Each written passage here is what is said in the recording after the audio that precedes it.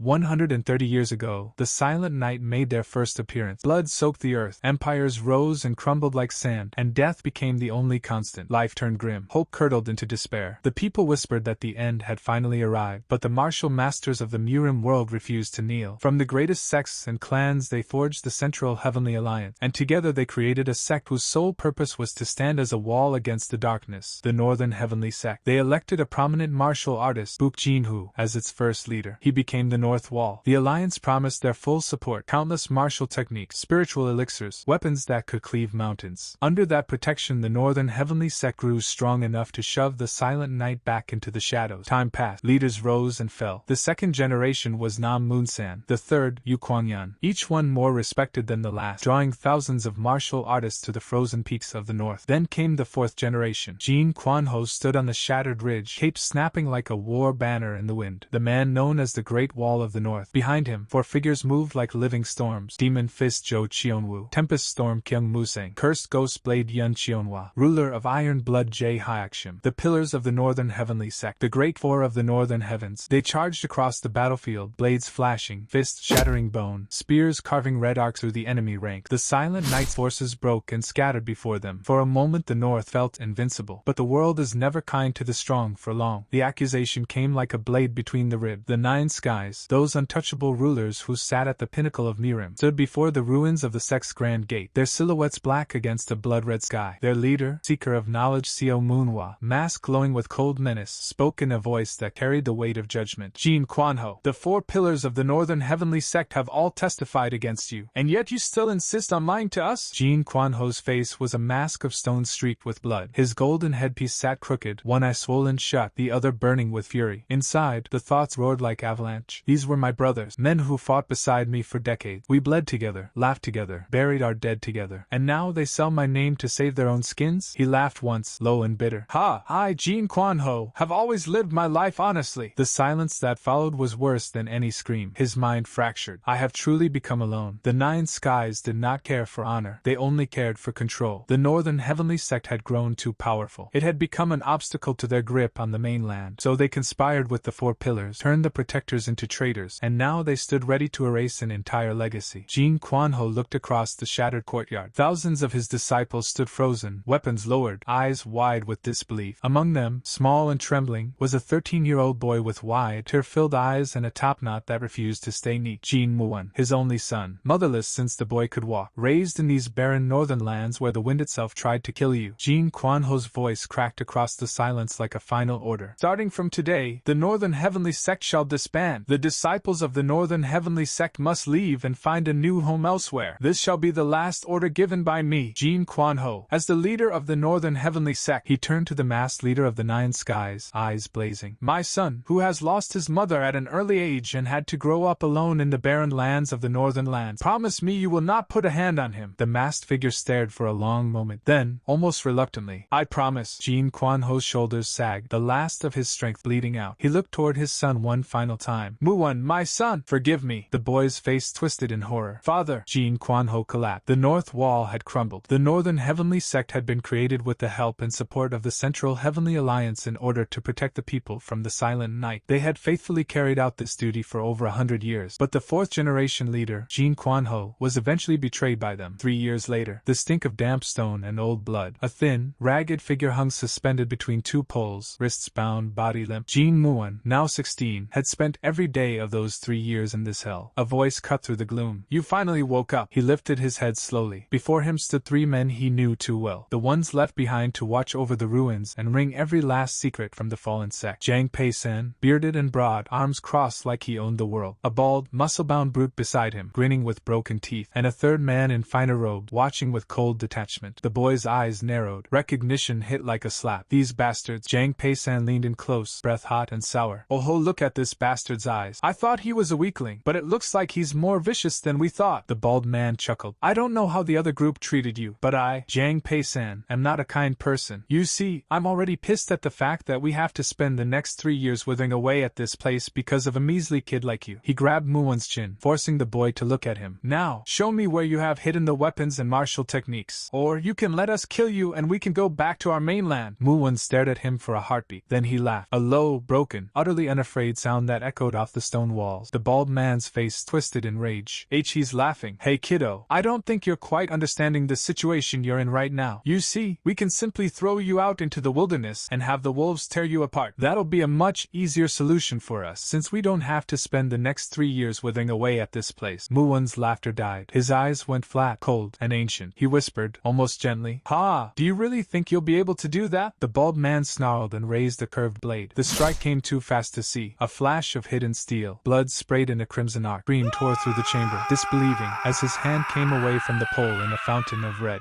The other two recoiled. The nine skies! Jang Peisan's eyes bulged.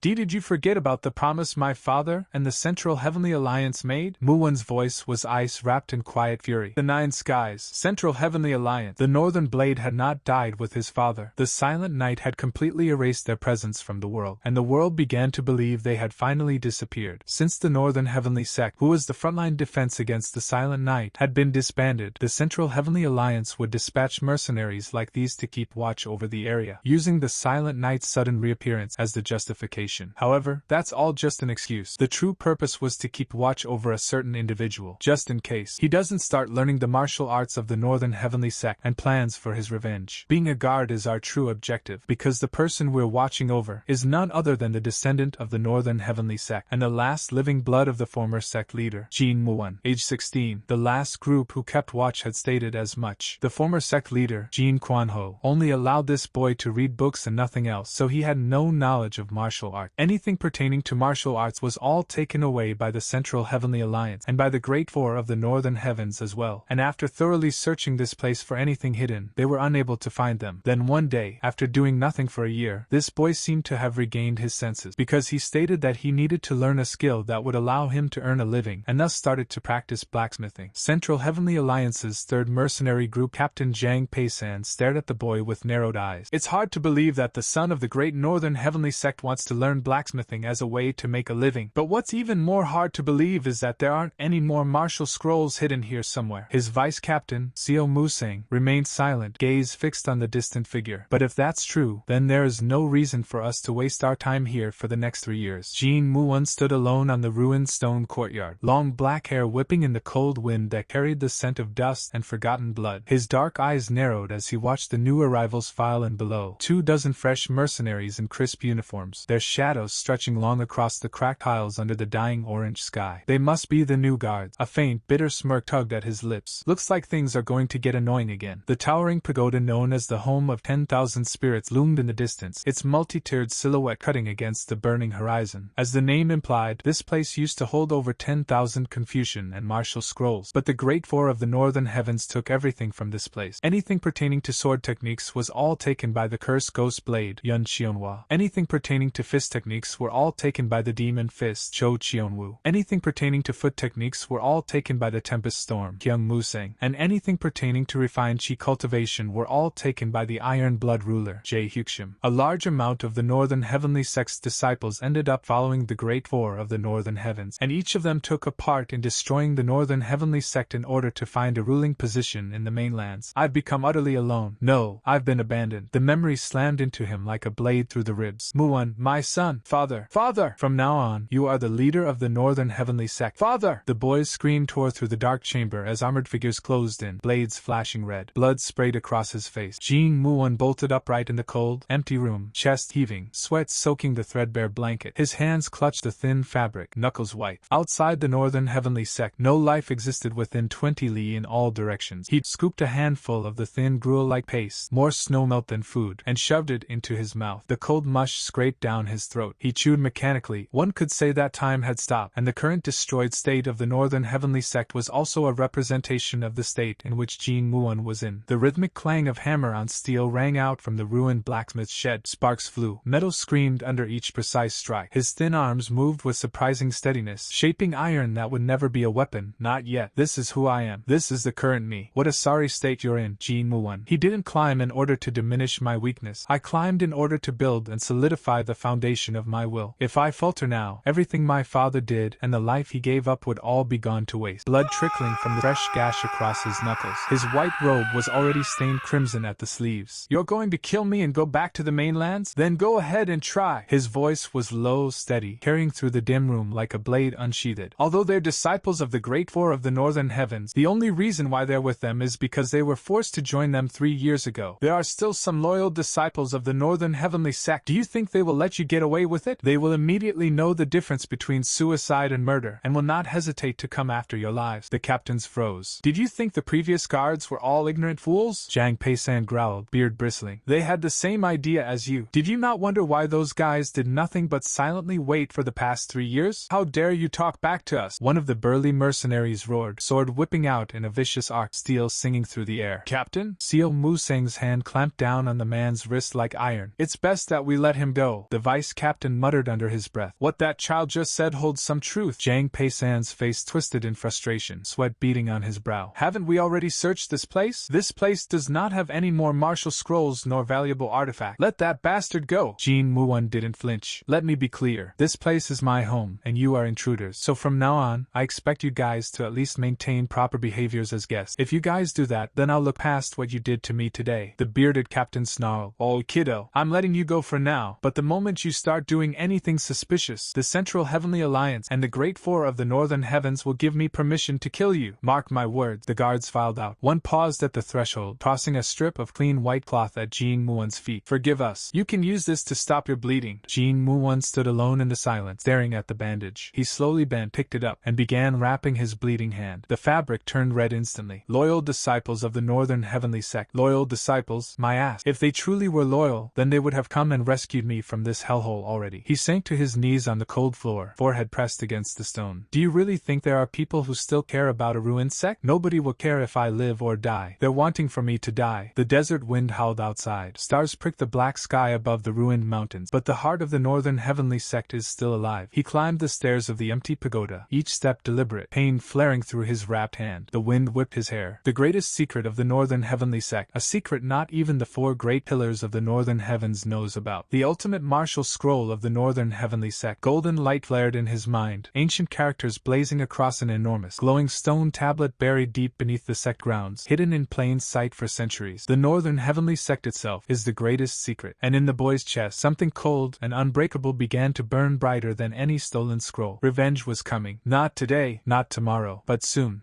And that's it for today, guys. Please like and share, and subscribe for more content. See you on the next one.